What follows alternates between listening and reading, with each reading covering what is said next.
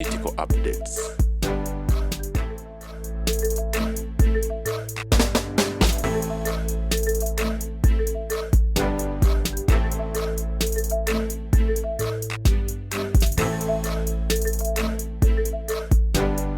Media tina institution.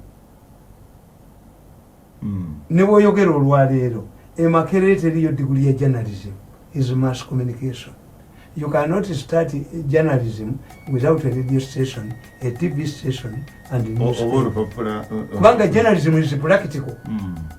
Kakati, abana bo never medical school, but public relations bani. So because of the poor pay, very few people have been involved mu media. Media yasigalanga bweri. It would be the media. Atena ingizaka tibuli muntu yenna asobola alyawo. 2 days ago I met Ndiakira Moti's son. He's writing obutabo bw'abaana. Nemugaga ati wali wandise obutabo bw'abaana. It was decorated. Why don't you involve yourself in the environment? Yasoma degree ya environment. Nendo zataina we mpapula za mawuli. Mu Uganda temuli mwasobola kuandika environment. Scientific terms tebazimanyi. Mu Uganda abamawuli bali kusoka yekka. Kulike tolaba muandikako. Tennis olaba muandikako. Terminologies tebazimanyi.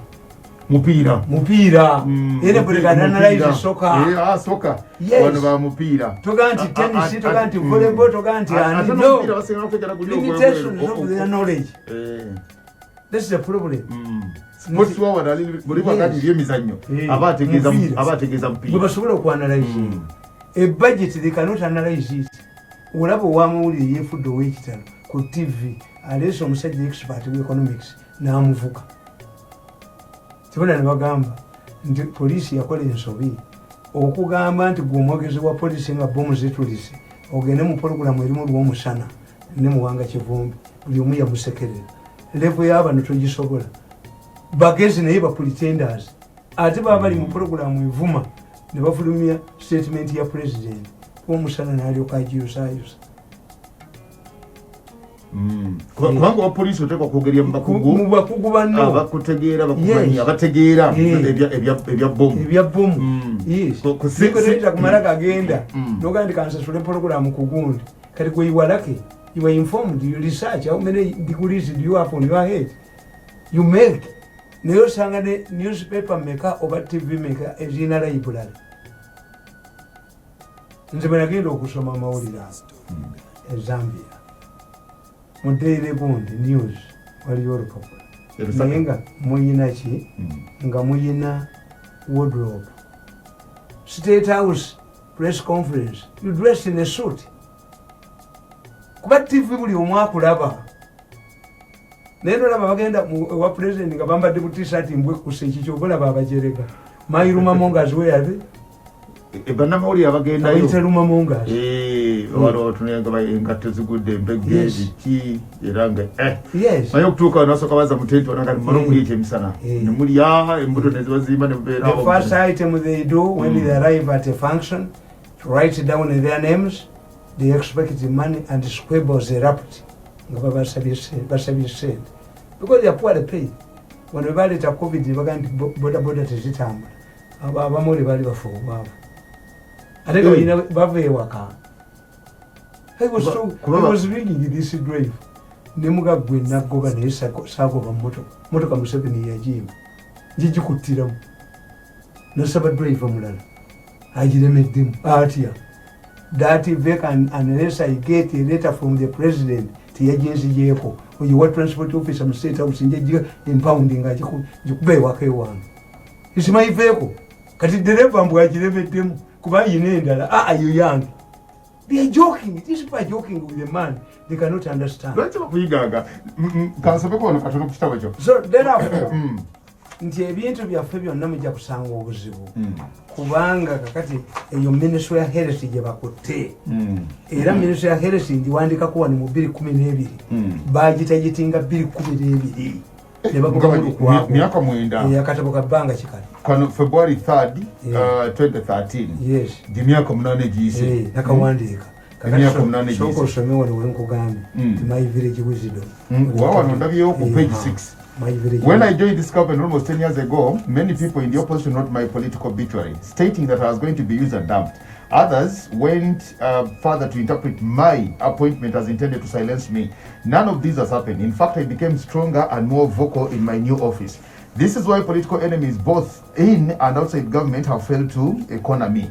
I attribute my survival to 4 factors that many government officials lack. And this is why they end up like Mukula. There are actually many people in the same boat with Mukula, but not attracted the same media attention as his all the pregnancy that has not turned out into Mukula bali ne muhwezi mu ministry mu ya Harris nekamukama kagati Mukula yena nagamba bano bamusalira amagezi namugamba why wejjo kudiringa ne first lady's office nga ina charity ye kakati bamukubira esimu twagala sente Mukula wamaanyi nnyo kakati sente tezatuukayo. Mukula used to brag around. Before I go to the doco first, the MP for Ohama should go to the doco first. MP for Ohama ngategezani first lady kakati envamba gamba mu State House they are saying Mukula bragging around. Why don't you call him? Ayogere byabagamba. When Mukula was invited to State House, lwayogera lwagamba nti nvumye abalokole nvumye Kayanja oli ku radio ndi ku radio oli ku Impact FM yani ndi ali kuyaserwa dakati bagenda okebera radio Museveni atambula ne ka radio ke nga Eminence yaliko yennyini Sunday morning ali ku CBS ya yo ku CBS rulimbi etagenda yasoka kubaga Impact FM Amiria nakubira simu president yagenda okuteeka Mirundi where are you I'm on my farm. It was a Sunday morning. But they are saying, you are abusing the local. I'm tired of you. Never ring me again. I switched off. I'm in a Chamade. Hey, how can I be in 2 places? Mukula but rushing can I young man and nothing but the young question you. Bamuza. Yakayanja Wavuma, Esme Yakayanja Gina, Gatajina. We are very Kayanja, we are very ambitious. Kayanja rang me at night. Nangande how can you help me? Demuka Kayanja kanguhuri. Muganda was sent amu yakubya. Tibagenda muwa buki bwa Canterbury. Kakati boba bamunonya ni mu family mu yakola ki? Senta mu yakola bulanda azezi. Basho kan bakuba Kayanja. Nti his brother moves with machine gun wielding escorts. Bako senta kubanga baba nakuwa ekintu ne family ye bagikola ki? Bagitunulira. Bako ba senta mu London. Ne bakuba Kayanja. Kayanja atambula ne Kayanja bakutte omwenge mu nyumba ye egaba kumwalo bakuba karakita ya family oba senta mwasobola batakola ki baita bajja muwa kakati Kayanja ne bamuteeka ko obusiyazi Sango, era bwana bwa red paper bwakuba the mind of a homosexual Kayanja sente ze yafunye yakoze essomero lyali abaana balenze Burundi project ye ne bagitta ewa Nkurunziza yali afunye donation Nkurunziza ati yali musajja mulokole ate yali mukwano gwe personal friend era Kayanja abaana be baagana okusoma anti nga buli kaseera red paper bati bamanyi so ebyo nabe bakolanga Kayanja nga ku senta mu kakati senta mu najja akola ekyomutawaana naaga nti koleno mugiraba sijja kujja mu koleno kujja konga mukaba afudde ng'avudde mu buyinza ate lirijja sirida awalana yakola ensobi yes ate Mugabe n'atavaako ate Mugabe ye Archbishop we Harare Nchoi bwe yamwepankako Nchube namwepankako Mugabe yamutega mu sister Nchube kakati Mugabe n'aga nti bannange ku lw'omukaaga ngenda kulangirira retirement yange mbabuli ekiddako baabula TV e Botswana ne bagenda ne South Africa bonna bakola ki balinde president agenda kwogera president agenda kuba wakatiisa kigenda okutuuka essaawa 5 kitundu ezekiro ng'omusista yetema sipeya n'Archbishop Nchube kibe bwagenda okukyanga ali South Africa okuziba mu America ku National TV naye ate ye papa kye yakola yayita Mugabe n'amwebaza namuga nti okoze bulungi onzijidde empiri mu Kereziya papa yasanyuka musanyusi atoloza yasanyuka ye Paulo oli omugenzi yasikira hizo firazinga kakati ono yagamba mugende musoma akatabo Kivengeri yawandiika akatabo Yet I love Amini. Kubanga it wouldn't be correct for a religious leader to say I condemn Amini. Kivengere awasingira ku center religious leader oboyogera ebigambo nga religious leader kakati evidence story wagisomyeko bawandise feminist mu monitor wasande tiyagambi singa alina obuyinza mu ggwanga amasabo gonna yali gwokeza kubanga obusamize buyitirize babawandise bamuwandisemu monitor wasande nti amasabo gayitiridde obulogo buyitiridde kakati ate tera kugirira ndeve kuwangudde era Faza Kerementi Kiggundu bwe yava mu Amerika yagula pikipiki yagenda ngayo kyamasabo waga Kiggundu bamutadde kirana mu esatuba ne bamutta ne bamwocha ne bagamba omusamize ne bagamba Kerementi Kiggundu bamutta era bosoma nti ebyafa bya Buganda abaminisitule bagenda okujjalo ng'amasabo gabeera mu lujja bagalwanyisa ne bagateeka mu bitanda munda yes naye bawandise manyo bawagisomye batuwuliriza nnyo era nawo ekibuuzo kyewabuuza nti lwaki mu gavumenti ya Museveni mulimu okulwanagana era mu monita bakikola lwaki mulimu okulwanagana no what about UPC what are they fighting for UPC split into factions when your party was watching UPC Science, UPC Mfungulo, UPC Syndicate, UPC Mfungulo gyosagitegeera Mfungulo n'enkomba yali mwankole Mfungulo ye kazi enkomba ye nkwafu Mfungulo ye njabayaba and Obote used to console himself. Ours is a part of ideas because Obote used to encourage divisions in his party. Bajje uwenga abana kakati ate kuluno bwe yajja nga takyabasobola kuba abaana be bamuleeta ate yes kakati when you compare the two NRM what are they threatening the core of NRM? They are fighting over ego, they are fighting over their same position in the office. Yes.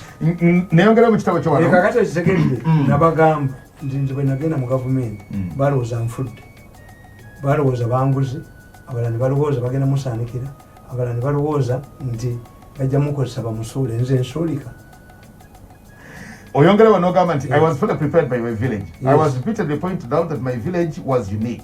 We had all sorts of characters. We had cannibals who outcompeted each other on how to retrieve dead bodies from the graves without using a hoe.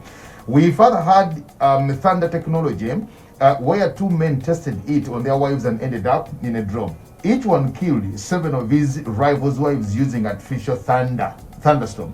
We had celebrated eaters where one, a Khalifa Emierego,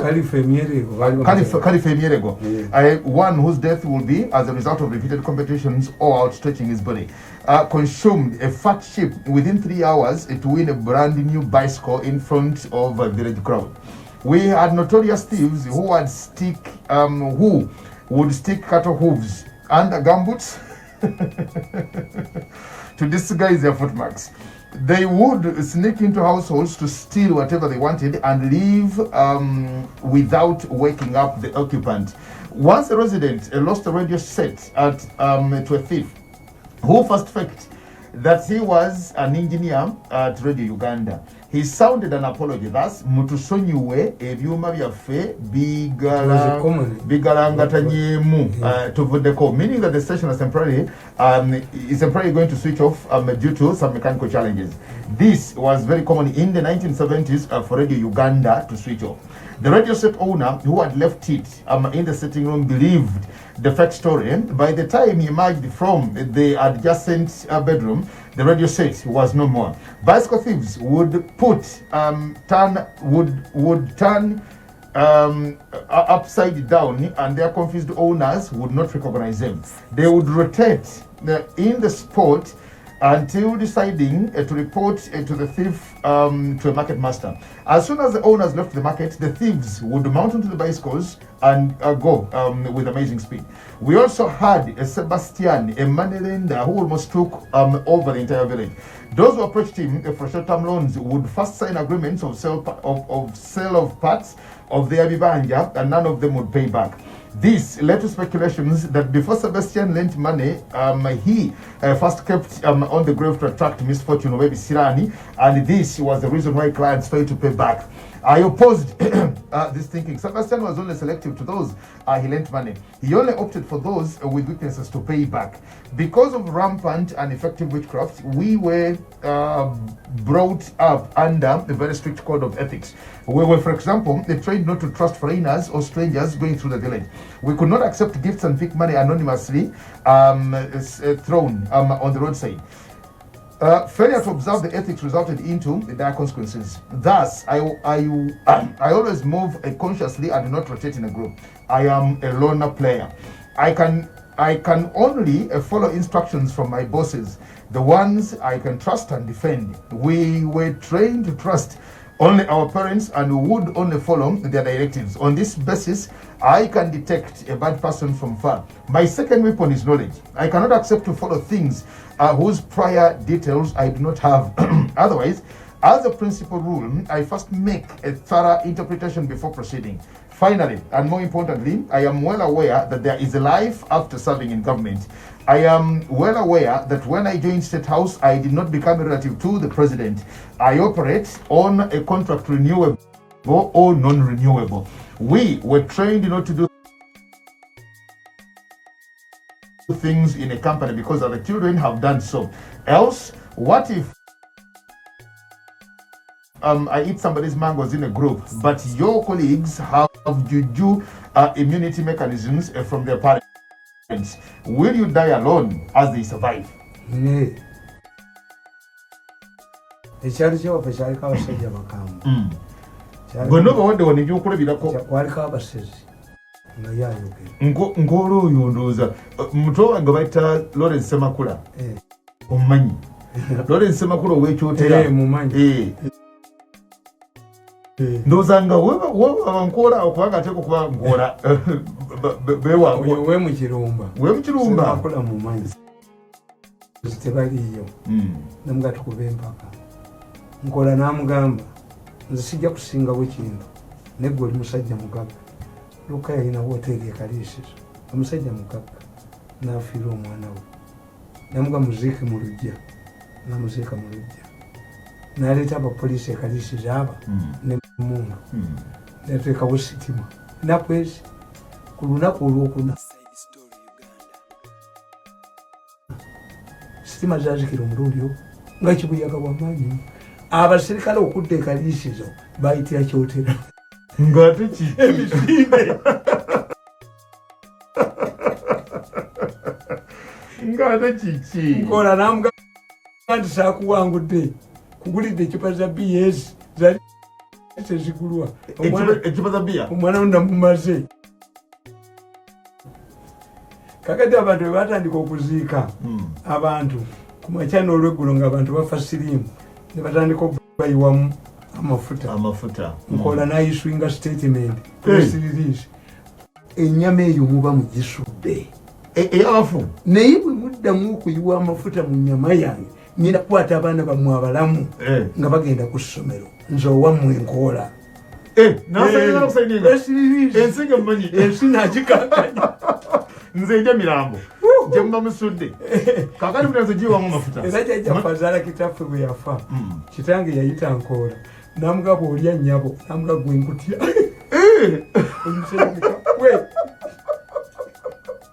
Era mu ekyo ekitabo nkugamba. I enjoyed the wisdom of my father. My father shaped me a lot. Highly intelligent man. Yasalanga emisango ne weewuunya. Olunaku lumu waliwo omusajja nga muyita Kagonja. Yali yeewoze ssente mu nswa. Ennusu 10 ku nswa zirimala. Zirimala. Kakati nga tewali ndagaano. Nswa n'agenda ewa Kagonja. N'amugamba nti ani yaliwo? Byali bya mwenge. Nagiwa mirundi n'amugamba nti musajja 10 kyange nga 10 kinene egaali zalimira ku miruka lusiringi mugamba okwaseven nalaba egaali ezaleetebwa Idi Amin nga zakiragala za mikeeki nazigula enusu bitano mwaka nagulako sukaali emu sente 4 nga ku kyalo basekulabika jjo iwe talking about poverty ng'ennyama egula sente mmeka naye ng'abaana babakuba enema kati omanyi enema abaana baleero bamanyi enema yalaale gundi bakule abakule yasimbawo gali yalaale kalife emyerengo naga nti nze nenusu zange 3 5 ne babaaga endiga ennene yasooka kisambi nakikuba wali nakirya nanywa ekipa yawalaki nadda mu ddiiro nazina nga bokyanjo ki enfumbe nazinga amagulu nalya ekisambi ekyokubiri nadda mu ddiiro nazina nekipa yawalaki ngemulagawa nali omukono n'omukira gw'endiga bakule wagambira nga wasigaddemu onagimalawo abaana bange tebaali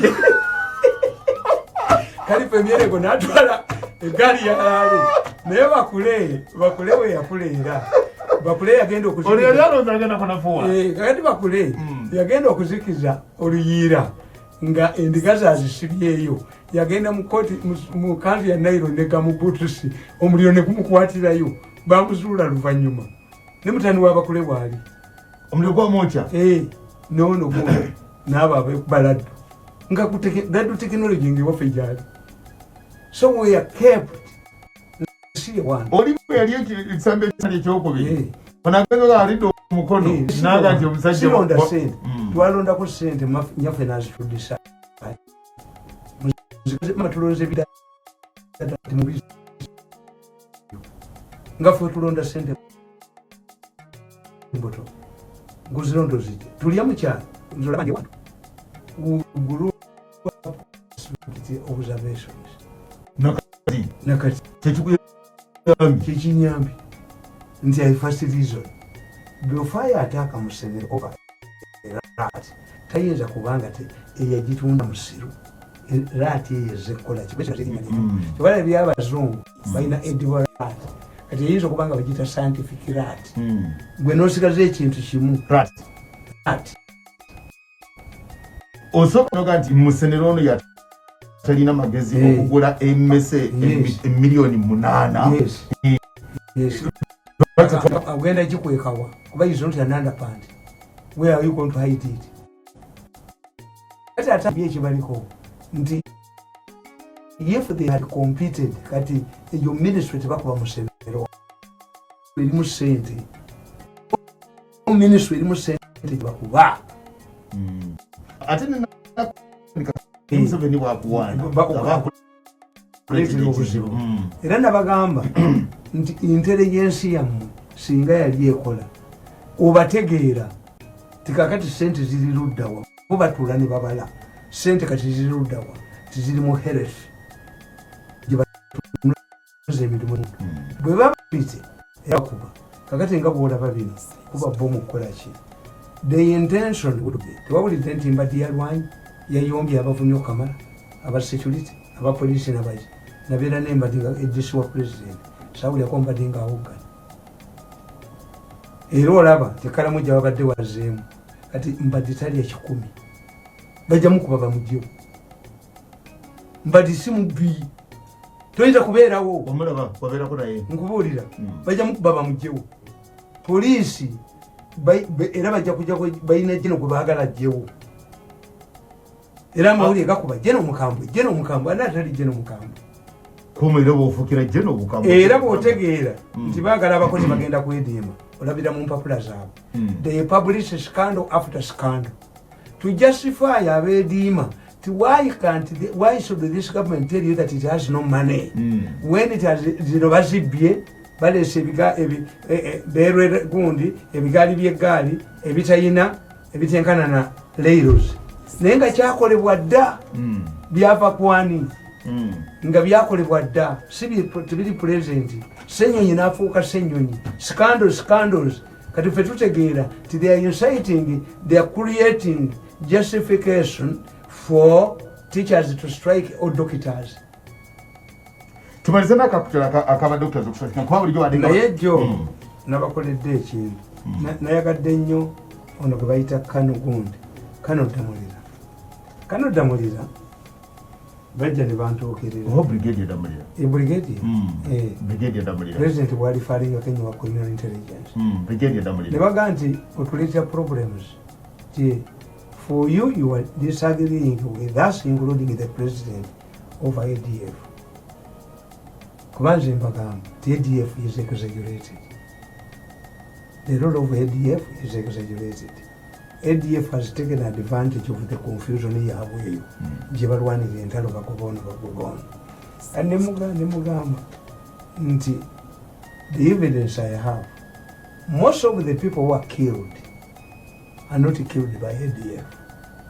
ADF has an urban group that assassinates people after pay. Baba Sasula. Kagurupu ako bakasasula okutta abantu tekamala gatta ne mugamba send somebody more evidence. I like this man. He did not resort to intimidating me. He did not threaten me with arrest. Ne mugaya jangu n'atuma omuntu namwadde okutambyo akatambya akasooka kange nga baagala okunzita nga batutte emutungo kawunti kirabu nga mbalaba neyabagula mu manyi bali babadde miliyoni 10 nga bamaze n'okutuuka awaka bwe batanzita baatwalaga miliyoni aka nakamukubidde ne muga nti aba ADF olulusungu lwa ADF ne mukubira akatumba wamala nga basaba miliyoni za $2 okutta katumba wamala nakamukubidde muga nako katwala oli kujja Damulira mugende mu canalizing ne muga akanna kyobe kaako ye bali basabye biliyoni ezi baba wakolukaga ne batatta Bulumba mwalevu ya sendezi gandi listed wali wa 10 zinali wa 10 abasajja batula ne baganti tumaze okwanalizing ebuwe tiye okupeeka jansi okutuuka ekibuye waliwo patrol vehicles nyingi is guarded by military police and police. 2, if he is guarded by military police and police, Makindi can easily intervene. Temuli wana ne babagamba nti tetulina silencers escape route eriruda banalizing ewazana nabimulaze nti batumukubire ewuwe tubula tutya ng'okubeeka jansi okutuuka ekibuye patrons mpitirivu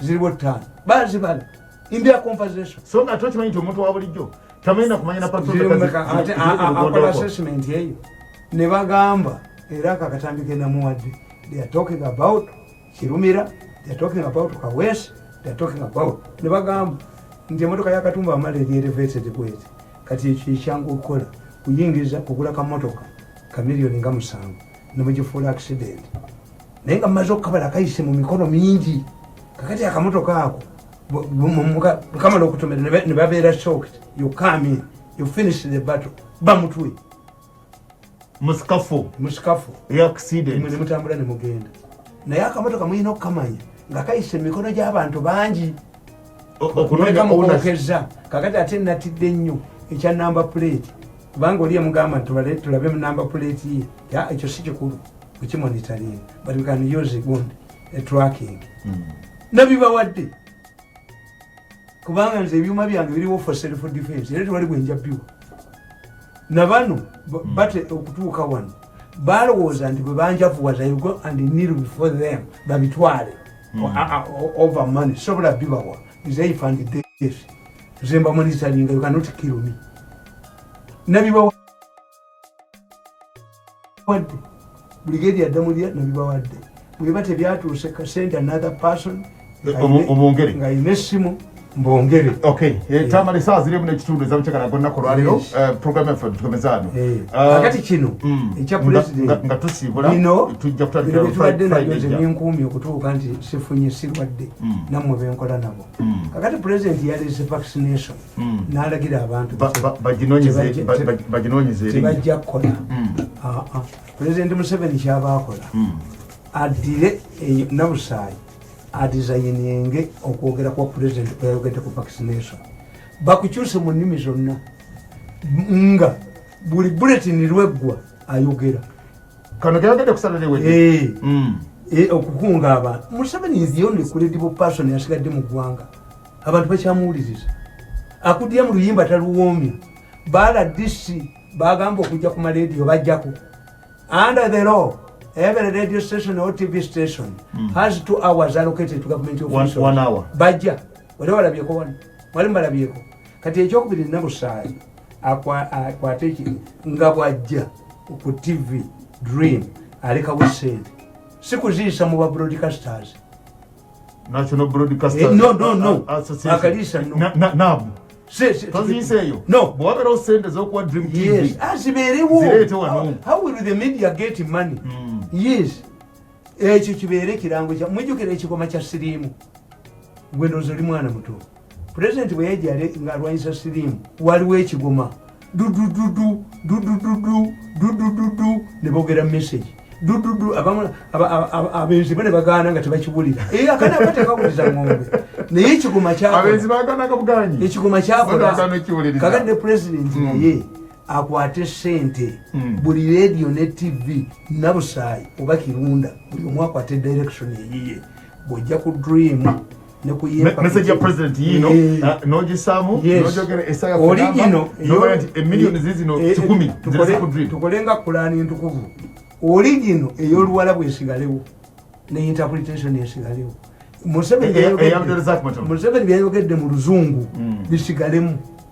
bisigalewo nono byakyusizza oba mu lusogo oba mu luganda oba mu kyo oba mu biberewo nabyo naye original weeri tuvunda luli olubalabu oba olwebrania that one will help Museveni naye okugamba kakati kalisa ogenda kuvaayo naye ekibiina kye mwali mufunye ku ssente wa are you telling me obakolera obeerawo mu ssente mbaga ze baali balanze obutabo bwe tubabanja tokyababanja obutabo nkyabanja nze miliyoni 7 mwe banzijja embu banjooge nange nakakyabanja pulezidenti nandagira nkuba obutabo bansasule biliyoni zange nga mmeka ne bazivumbagira mu nakola nabo nga nkola nammwe nebijja bakuba enyondo mbatti kyamala tuve wano njagala okweyanza webale nnyo onkoledde program akola brigadier Damulira sent a person to me. I think it came from him. I gave him 3 recordings. One about Katumba Wamala, another one about yourself, myself, and another one Lucy Nacho. Lucy Nacho. In all cases, they were offering him money. In Katumba Wamala's case, $2 million. In my case, 100 million. In Nature's case, 3 billion. Who has this money? Does the ADF has this money? But it seems ADF earns this money. One of its means of earning money is carrying out assassinations. Baba sasula sente bakoze kale atuliza tukirize tukomano nabo bwebagaana ate tebayinza kulimba president kuba obuteepu abulina tebayinza mulimba Damulira butwali wa president agenti waliyo omulalo omutamiivu ate omumanyi anti muwala yagambye president anti gundi yagenzeeyo ono gundi omukyala gwe baga nti yagenze neyebaza president ti mirundi omugenzi BMK yagenze okufanga ebyanga abimpadde mirundi yanyamba era nga luli akawala akalimu nekaga nti mirundi abeera mutamiivu sayi naga nti wayi bwembatuma omunoonyeza bagamba abeera atamidde Museveni tasobola kunfuna mu mateeka agafuga president bwakutuma omuntu oddayo yabadde agireka kano kawala abeera insolence tranga nakukwanako stupidity you an idiot. Thank you very much atuliza tujja kutandikira wano twafunyemu challenge investigate it. How come that you were affected on Friday when they expect me? Nti enkuba yatonye ndongoti bajjangako programu zino nga bagenda bazijjako. I know how they operate. So we need to find out. They're in a disparate move because the first group that is going to Hague must board a plane. They have selected the doctors led by Dr. Wawuya. They are heading for Hague before the summon is arrived. Basaze ubagenda. Kyoto kutembe nyenyi.